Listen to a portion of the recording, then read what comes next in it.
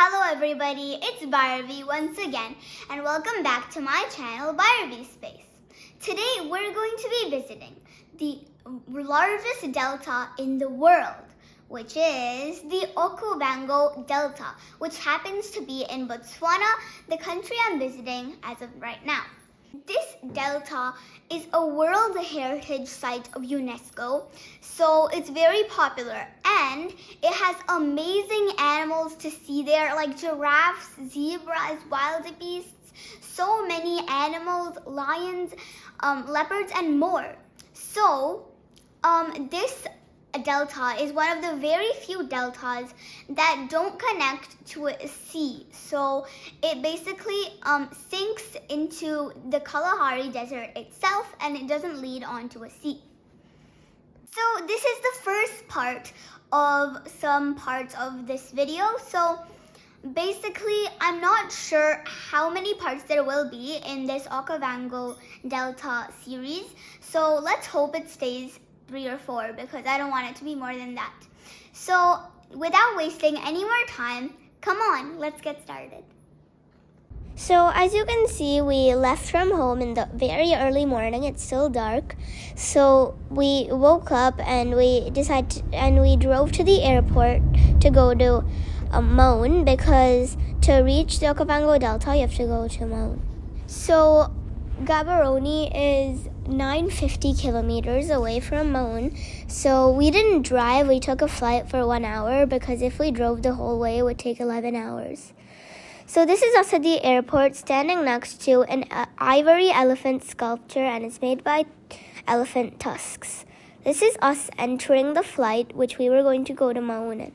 So it was like this nice little flight. This is me next to the window and my family next to the window, me and my dad. So now we reached Maun and we're standing in front of the airport. So this person from Wilderness Safaris was standing in the airport with a card with our name on it to come and pick us up. And they brought us to this lodge-like office where we sat there and drank coffee, waiting for the helicopter to come pick us up. So we were just going through some books there about different animals. And the entire lodge was feeling very rustic and natural, and it felt already like we were in the wild, and there was this wild feeling. So I was flipping through the books and I was excited because I was seeing different animals we would be seeing in the Okavango Delta. So it was just like a preview and it told us about the animals that we were going to see in the Okavango Delta. And this book is about painted wolves, and it's not a hyena type, it's actually an entire different species. So next we were called at the airport and we were sitting there for the helicopter to come pick us up. And we were taken to the charter flight transport, you can see that, and we are driving to the helipad right now to go to the helicopter. And you can see all the flight hangars here where different flights are. And over there you can see the helicopter that we're going to be in. So it was a little nice helicopter. And what I was surprised at in the helicopter was that there was a little section to put all our baggage and stuff inside. And I've never seen this type of little section in a helicopter before. So I was surprised and excited too. So you're not allowed to bring any suitcases or backpacks with external frames that are like hard and stuff. So you're only allowed to bring backpacks and small duffel bags as we were bringing. And it has to be kind of soft, you know. So, yeah. And now we were going to enter the helicopter after closing that little section. So this is my mother and me standing in front of the helicopter. And this is the big section where there's like this backpack place and you can keep all your backpacks there and stuff. So it was like a pretty nice section and it was just blending in well with the helicopter. The helicopters were all open in like this special way. This is me entering the helicopter. But helicopters are actually open just like cars. So I was actually surprised to see that because this is the first time I'm actually seeing a helicopter open, because the last time we were in a helicopter, I didn't see the opening really.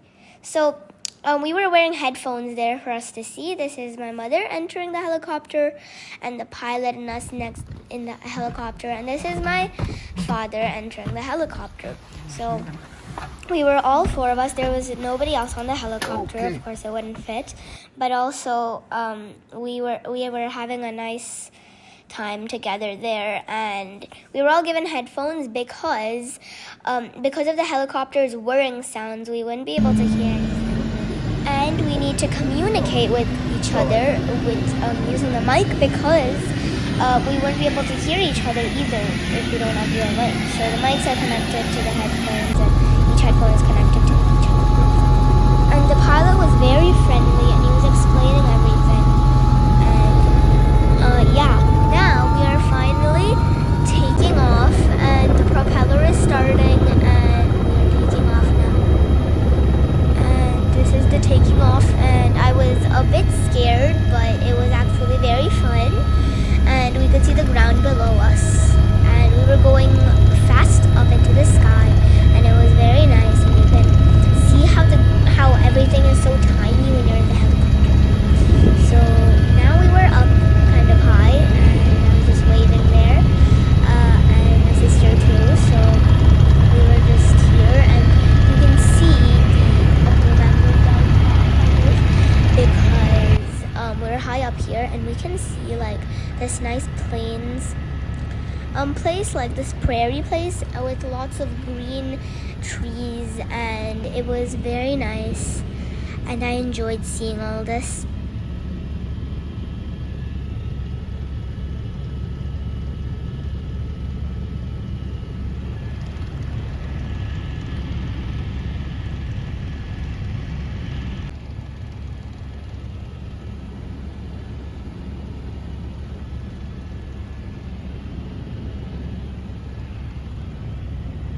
And at first I kind of felt like puking and I had a little giddiness, but it was fine after some time because I got used to it.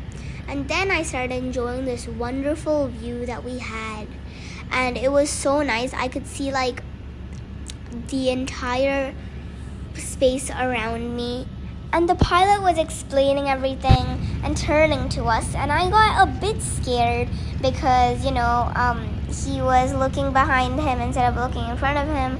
Then I realized that he was a professional pilot. Now we can see some elephants here because there's like this little arrow that will show you where the elephants are.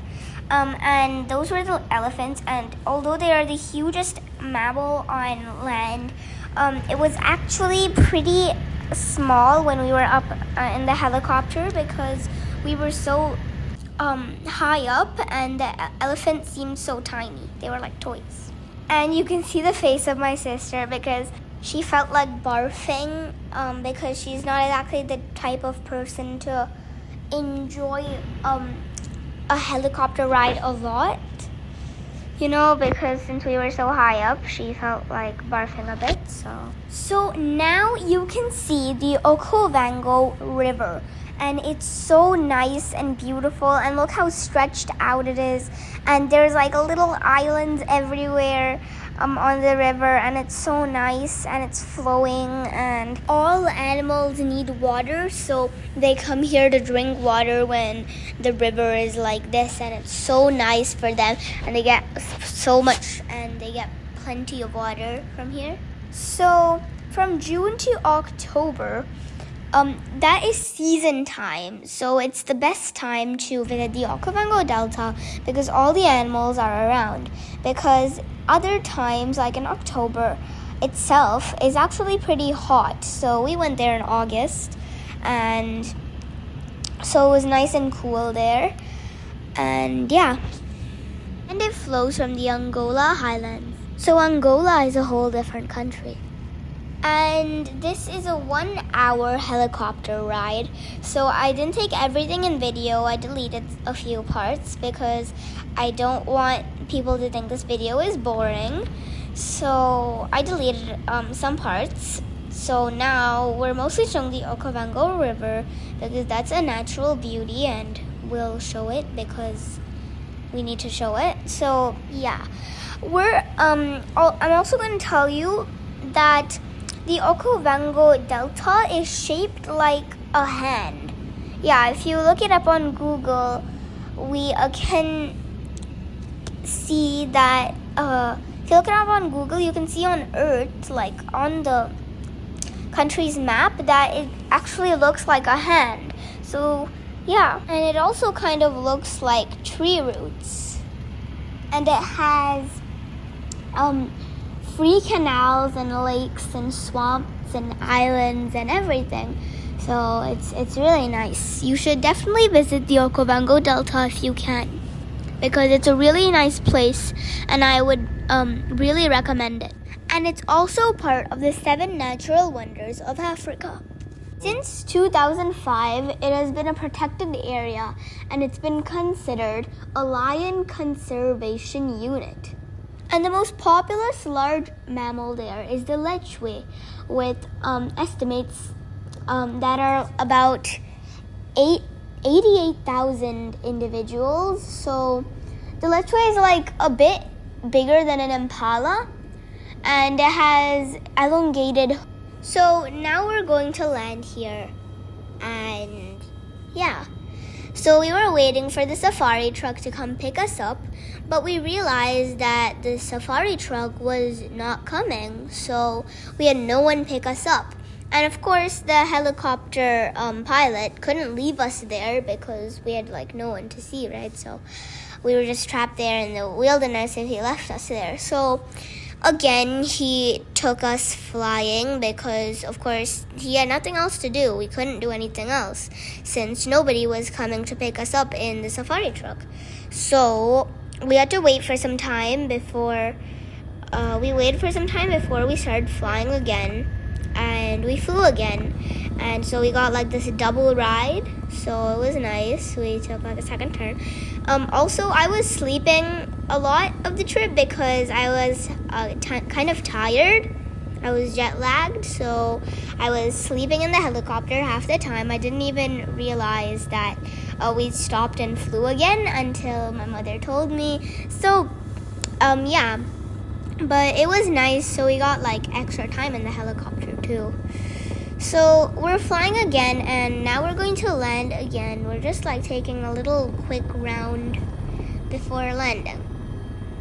And since he can see someone coming, the pilot is going to identify anybody that comes near so he can land there and drop us off there. So we're going to land here now. As you can see, all the grass is flying and it looks so wild and nice.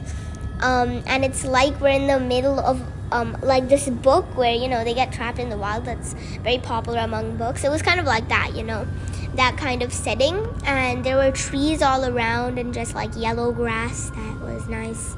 And there was like this, there were like these plenty of trees everywhere. And it was like we were in the middle of the real wild. And you can see the safari truck now came to pick us up. And you can see it there at the corner. And yeah, it's right in the middle there. So it's coming to pick us up. And I really felt like we were in a movie, you know, because like it's not every day that you go in a wild place. Anyway, now we were getting out because the safari truck came out. And basically that's it. And we were just getting our luggage out and everything. And the pilot was very generous and kind, and he took out the luggage for us, and we took some photos too. And then we got into the safari truck, and after we put all our luggage in the safari truck, and we went over to this camp, and it was called Seba Camp. So basically it was like this lodge where you stay, and it was a nice camp. It was this lodge where you stay during your visit, and we stayed there for 4 days, and it really felt nice and really like we were in the wild, and that's a helicopter flying away. But what was really nice about this place was there were no high-rise buildings, no factories, no pollution, nothing there really. Now we reached the camp.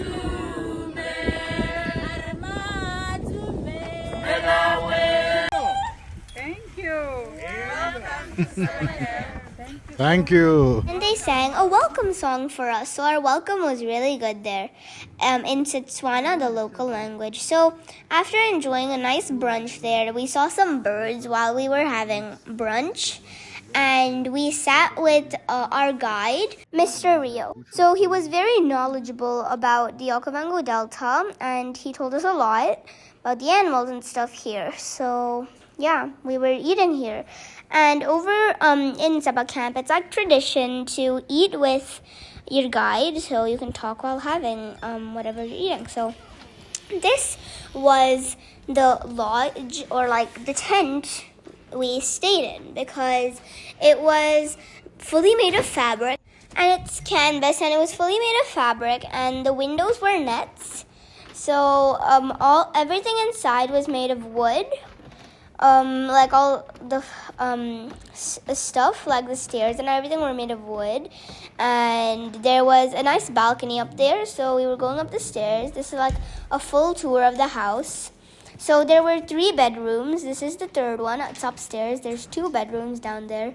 And there's a nice balcony up here where you can get a nice view of everything around you. And there were red lechwe, which I told you about. So they are the most like populous large mammal here in the Okavango Delta. So there was a private pool in our room, as you can see. So it was like this mini pool here, and my dad didn't say anything about a pool being here, so I was very excited about the pool. So this is our first trip here in the Okavango Delta. So we're going with our guide driving the safari truck, and we're trying to spot any animals. And we were very excited with our guide, Mr. Rio. So first we saw a bird. So that was like a flying bird, and it was a bird. That was the first thing we saw. And I could see how wet the tracks were. And now we could see like this elephant in the distance. It's small, but I put an arrow there to point it out. So the next thing we saw is a leopard. So the guide was told to take us there because they were like connecting trucks with other people, with other guides. So as you can see, the leopard is camouflaged nicely in the grass, but there's an arrow there to point it out. And the leopard is, as you can see, it's hiding there. It's just standing there and listening. And it's walking now. And the leopard is my favorite big cat. So I was really excited to see a leopard here. And it's just walking around in the grass. And I was surprised at how camouflaged it was in the grass. And it was really close to us. So I was a tiny bit scared, but still, I wanted to see the leopard. So there it is. It's pointed out. And can you believe how camouflaged it is? So the leopard is just sitting there and waiting. I don't know what it's waiting for, but it's just sitting there. And our guide told us that this was a full-grown female leopard. So, yeah, and we're just watching the leopard. And he was explaining about the leopard to us. About how maybe the cubs will be around because there's a full-grown female. But we don't really know, so... and basically he was talking about how there's a family of leopards here. There's like one male, one female, and some cubs. So our guide, Mr. Rio, was informed that there was a leopard killing. So we were excitedly going to go see the leopard killing happening. Now you can see how surprised my sister is. And yeah, a really nice expression. So now we saw the leopard, and it was biting some meat. And our guide explained to us that it was eating the head of a water buck. So it was really scary. It was kind of scary, actually. I wasn't very scared, but still, it was pretty close to us, so I was a bit scared. It was chewing that piece of raw water buck. So, yeah. And this was a male, a full-grown male. So we saw the female before, but this is a full-grown male chewing away happily on a water buck. And the water buck, we can still see its head. But also the male, I was actually a bit more excited to see the male because the female wasn't like eating anything. So this is part 1 of 2 videos. So make sure you watch part 2 because there was even a fight between 2 leopards. So watch the next video, everybody. Subscribe. Make sure to subscribe, like, and bye.